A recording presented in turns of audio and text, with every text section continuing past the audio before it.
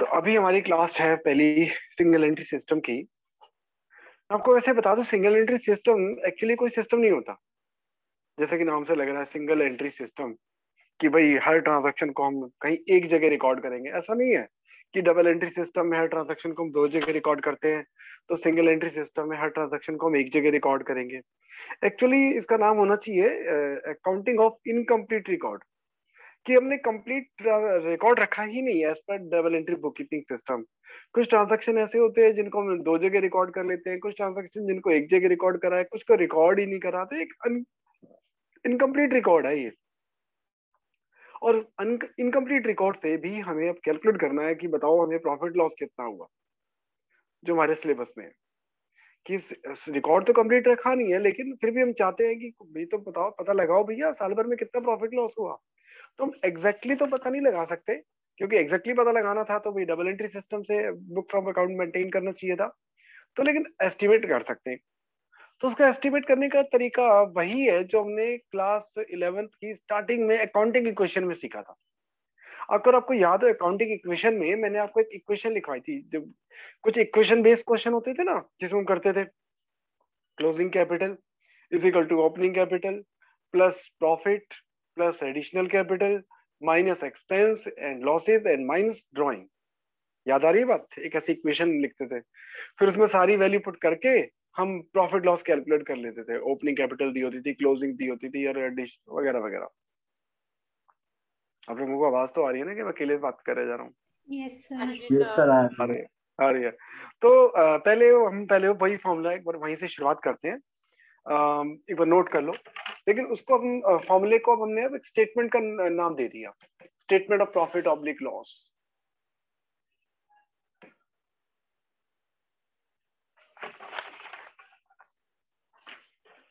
Note कर लेना साथ में।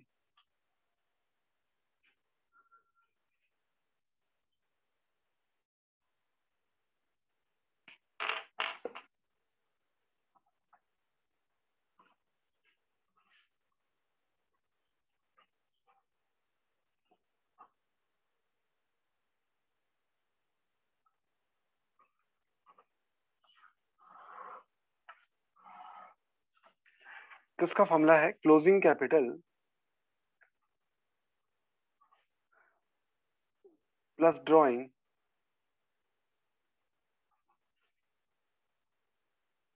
माइनस एडिशनल कैपिटल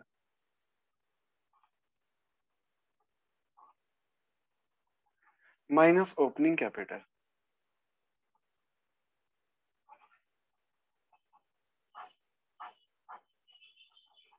ये आगे हमारी पॉजिटिव बच रहा है तो प्रॉफिट, और अगर नेगेटिव बच रहा है तो लॉस ऑफ द ईयर। अब आपके एग्जाम में भी आना है चैप्टर? नहीं सर। तो अच्छा, ज्ञान वृद्धि के लिए आई है लड़की, ज्ञान वृद्धि। हाँ ओके। जी।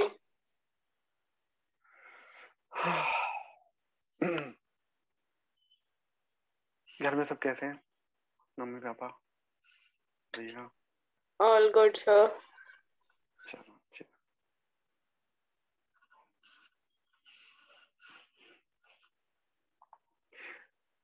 मैं वेट कर रहा हूँ, जब लिख लो तो मुझे बता देना। आप इसको ऐसे भी समझ सकते हो। देखो, क्या कहते हैं, मान लो ईयर के स्टार्टिंग में मेरी कैपिटल 1 लाख रुपए है, और ईयर के एंड में मेरी कैपिटल 1,50,000 है। तो बताओ मुझे साल भर में कितना प्रॉफिट हुआ होगा? हम्म, कितना प्रॉफिट हुआ होगा? 50,000। अब इसी में एक चीज और जोड़ देता हूँ। मैं कहता हूँ मैंने ड्राइंग भी किए थे साल भर में 20,000 रुपए के। Opening capital 1 lakh, closing capital 150, drying of the year ₹20,000। बताओ हमारा प्रॉफिट कितना होगा? 70,000। 70,000। 70,000 नहीं, 70 के 30। 70। सर कुछ 70,000। ड्राइंग्स ऐड होते हैं।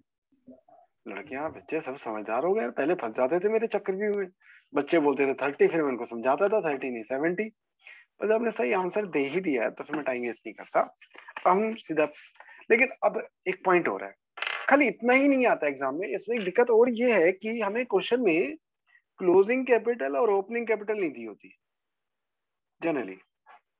ड्राइंग दी है तो ठीक है, नहीं है तो नहीं है। एडिशनल कैपिटल दी है तो ठीक है, नहीं तो नहीं है। लेकिन ओपनिंग और क्लोजिंग कैपिटल का होना बहुत जरूरी है। अगर ये नहीं दिया हो तो हमें बैलेंस शीट बनानी पड़ेगी। बैलेंस शीट को यहाँ पर बोलते हैं स्टेटमेंट ऑफ अफेयर। क्योंकि वो एग्जैक्ट बैलेंस शीट नहीं है एज पर double entry book keeping system, तो उसको हम बैलेंस शीट ना बोल के स्टेटमेंट ऑफ अफेयर बोलते हैं। लेकिन हम ईयर के स्टार्टिंग की ओपनिंग बैलेंस शीट बना ओपनिंग बनाते हैं ईयर के स्टार्टिंग की, जैसे 1 अप्रैल 2020, तो ये ओपनिंग बैलेंस शीट हो गई। फिर क्लोजिंग बैलेंस शीट बनाते हैं 31 मार्च 2021, तो क्लोजिंग बैलेंस शीट हो गई। तो हमें क्या होता है, क्वेश्चन में असेट्स दी होती हैं, लाइबिलिटी दी होती हैं, ओपनिंग दी होती है, क्लोजिंग भी दी होती है।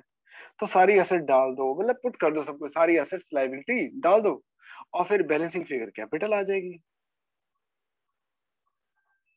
अगर भाई सीधी सी बात है, आपको असेट दे दी जाए, आपको लाइबिलिटी दे दी जाए, तो कैपिटल तो आप निकाल लोगे ना वैसे भी। तो अब हम सीधा इसका करते हैं क्वेश्चन। चैप्टर नंबर शायद 21 है आई थिंक। Yes sir.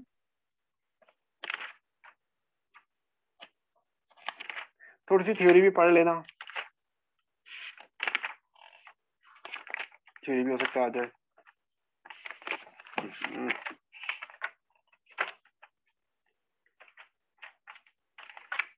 कि double entry book keeping system और single entry book keeping system में क्या डिफरेंस है।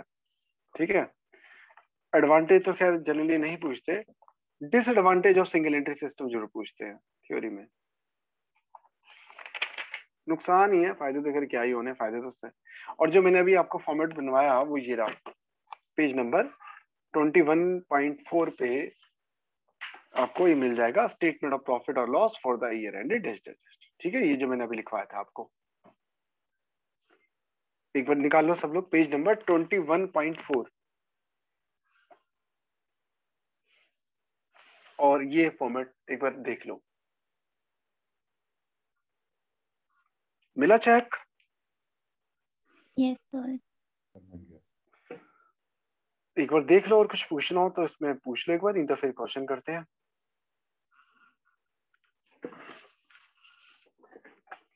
चलो अब हम करते हैं इलस्ट्रेशन नंबर 1, नेक्स्ट पेज पे ही है।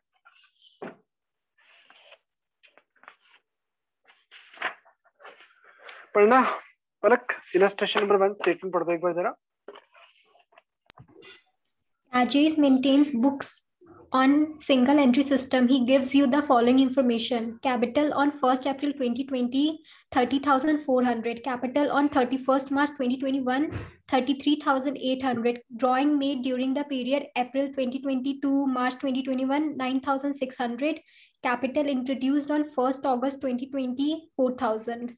Calculate the profit earned or loss incurred by Rajesh. मेरे साथ साथ कर लेना, इजी है, बस करने वाली बात है, एक बार कर लोगे तो समझना, कोई ज्यादा चैलेंजिंग नहीं, चिंता मत करो। तो हम बनाना चाह रहे हैं statement of profit oblique loss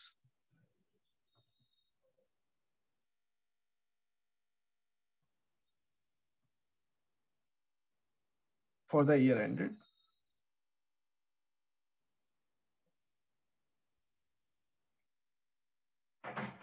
अरे बंद कर ले भाई, म्यूजिक बंद कर ले।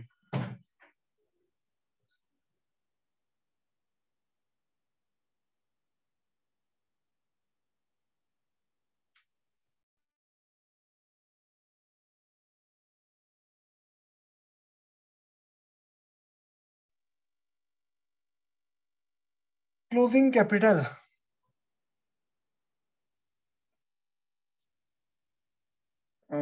33,800 प्लस ड्रॉइंग, देखिए ड्रॉइंग है 9,600,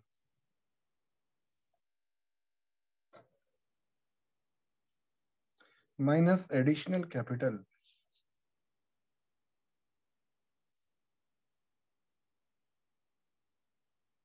capital introduced on 1st of August 2020 rupees 4,000,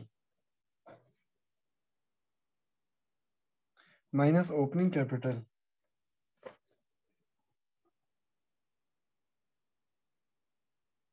$30,400। तो अगर पॉजिटिव बच रहा है तो ये प्रॉफिट है, नेगेटिव बच रहा है तो लॉस है। Profit of the year.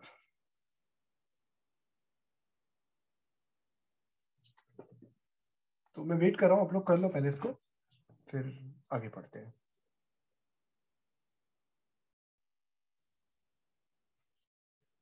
तो इलस्ट्रेशन नंबर 2 और 3 तो आप होमवर्क में कर लेना।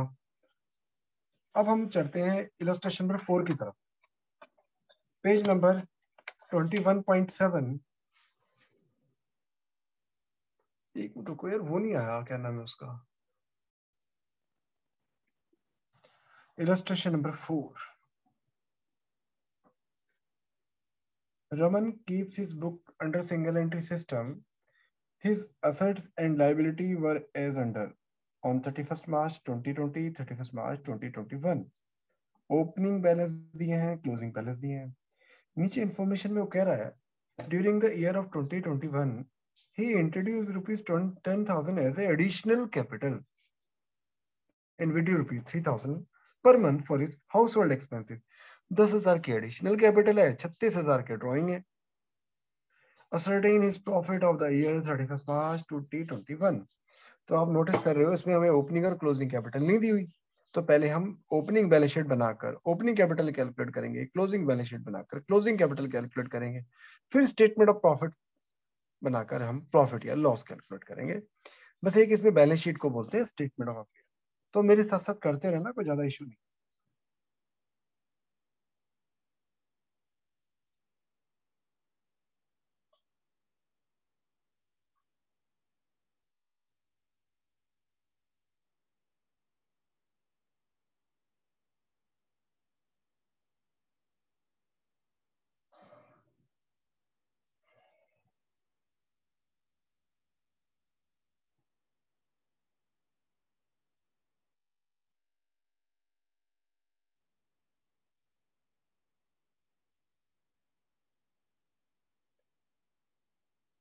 कैश ईयर के स्टार्टिंग में है 1,000, तो मैं भी ओपनिंग बैलेंस शीट ही बना रहा हूँ। डेटर 39,000। मैं वैसे कर रहा हूँ पर मुझे पता है वैसे मेरी बिना हेल्प के भी कर लोगे, तो फिर भी मैं कर रहा हूँ कि चलो मेरा भी मन लगा रहेगा, आपका भी मन लगा रहेगा। Stock 34,000। Plant and machinery 60,000।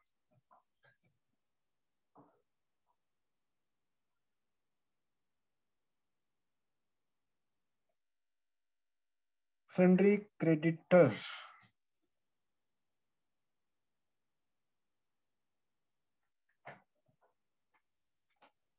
Bills payable नहीं है, चलो ठीक है। तो बैलेंसिंग फिगर आ जाएगी हमारी capital.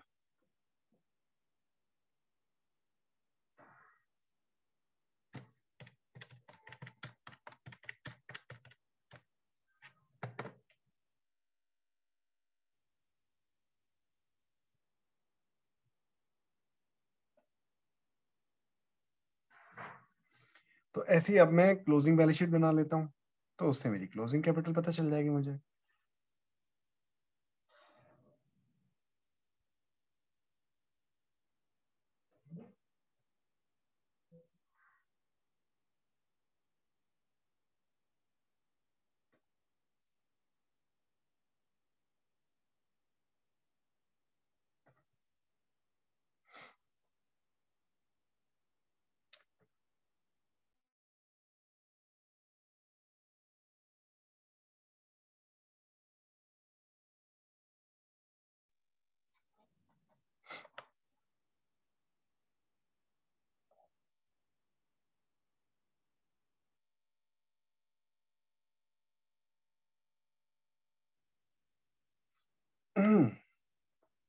Cash 900। Debtor 45,000।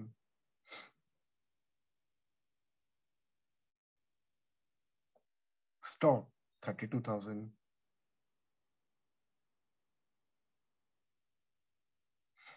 Plant and machinery 80,000,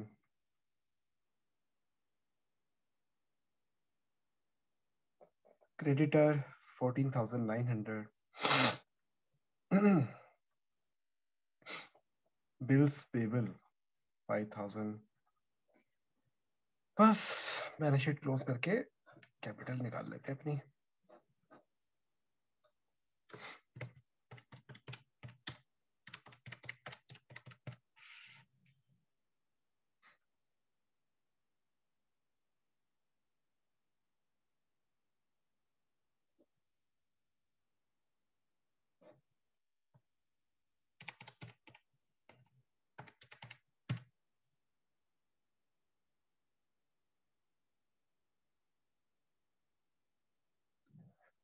अब हम स्टेटमेंट ऑफ प्रॉफिट निकाल देते हैं और अपना प्रॉफिट लॉस कैलकुलेट कर लेते हैं. बात खत्म.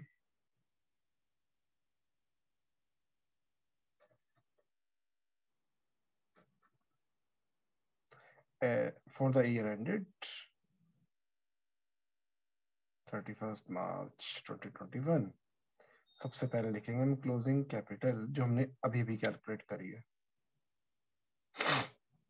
प्लस ड्रॉइंग जो कि क्वेश्चन में दी थे 3,000 रुपए महीने के यानी कि 36,000, माइनस एडिशनल कैपिटल दी हुई है क्वेश्चन में 10,000 रुपए की, माइनस ओपनिंग कैपिटल जो हमने ओपनिंग बैलेंस शीट बनाकर कैलकुलेट की थी 1,19,000. तो अब देख लेते हैं प्रॉफिट है कि लॉस है. ये क्या है, बार बार तंग कर रहा है मुझे.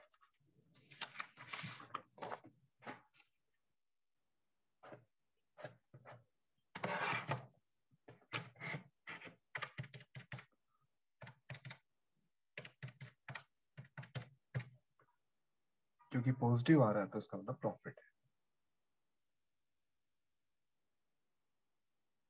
Profit of the year. तो चलो आप लोग कर लो. मुझे पता है मैंने बहुत जल्दी कर दिया, इसलिए कि मुझे पता आपको मेरी ज्यादा हेल्प की जरूरत भी नहीं पड़ेगी. एक आध पॉइंट जो भी पूछना हो पूछ लेना, मैं वेट कर रहा हूँ आप लोगों की.